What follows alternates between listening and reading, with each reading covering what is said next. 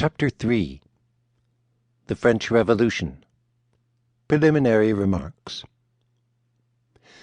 Bonaparte was not quite 20 years old when the French Revolution broke out in 1789.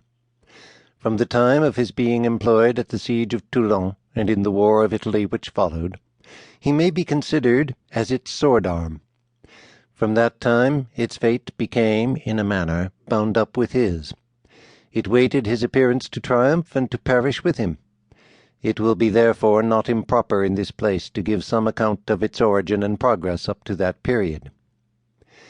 The French Revolution might be described as a remote but inevitable result of the invention of the art of printing. The gift of speech, or the communication of thought by words, is that which distinguishes man from other animals.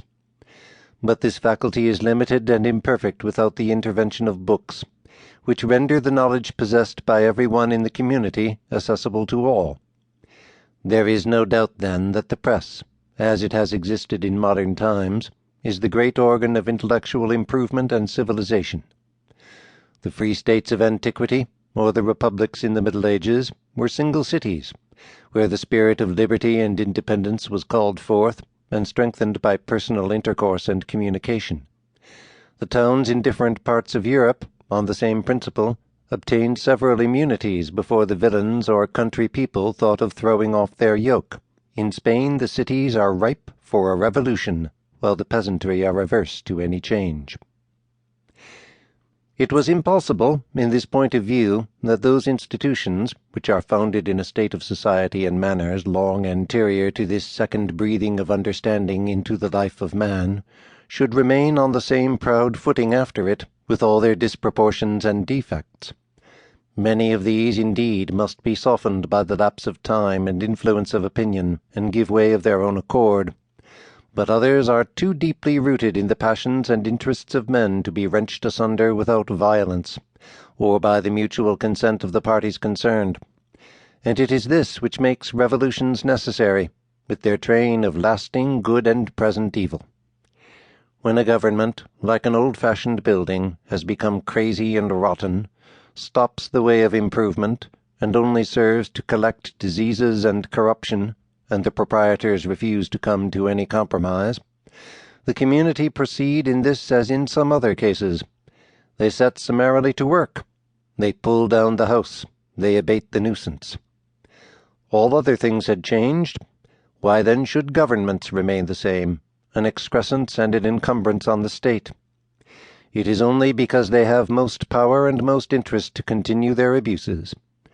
This circumstance is a reason why it is doubly incumbent on those who are aggrieved by them to get rid of them, and it makes the shock the greater when opinion at last becomes a match for arbitrary power.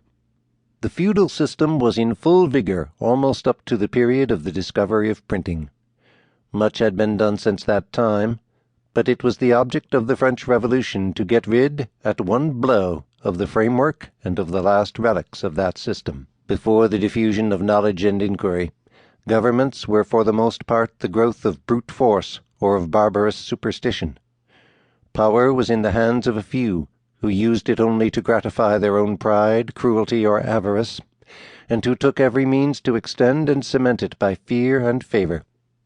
The lords of the earth, disdaining to rule by the choice or for the benefit of the mass of the community, whom they regarded and treated as no better than a herd of cattle, derived their title from the skies, pretending to be accountable for the exercise or abuse of their authority to God only. The throne rested on the altar, and every species of atrocity or wanton insult having power on its side received the sanction of religion, which it was thenceforth impiety and rebellion against the will of heaven to impugn. This state of things continued and grew worse and worse, while knowledge and power were confined within mere local and personal limits. Each petty sovereign shut himself up in his castle or fortress, and scattered havoc and dismay over the unresisting country around him.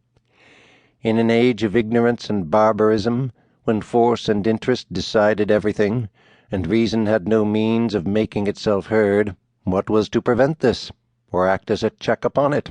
to keep listening to this audiobook. I've left you a link in the description so you can do it, at no cost thanks to Audible's 30-day free trial.